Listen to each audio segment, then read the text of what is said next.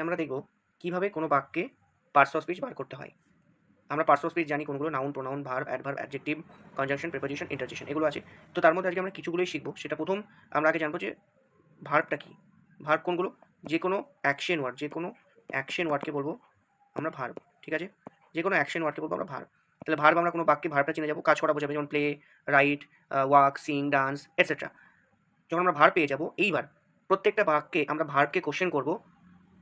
What মানে কি, হু মানে কে, হুম মানে কাকে, হুজ মানে কার, এইগুলো দিয়ে যদি ভার্বকে কোশ্চেন করি এবং উত্তর যদি পাওয়া যায়, তাহলে সেইটাকে বলবো আমরা নাউন। হলো। নেক্সট আমরা নাউনকে কোশ্চেন করব হুইচ দিয়ে। হুইচ মানে কোনটি, হোয়াট কাইন্ড অফ মানে কীরকম, হাউ মেনি মানে কত সংখ্যক। এইগুলো দিয়ে কোশ্চেন করে যদি উত্তর পাওয়া যায় নাউনকে, তাহলে পাবো আমরা অ্যাডজেক্টিভ। হলো।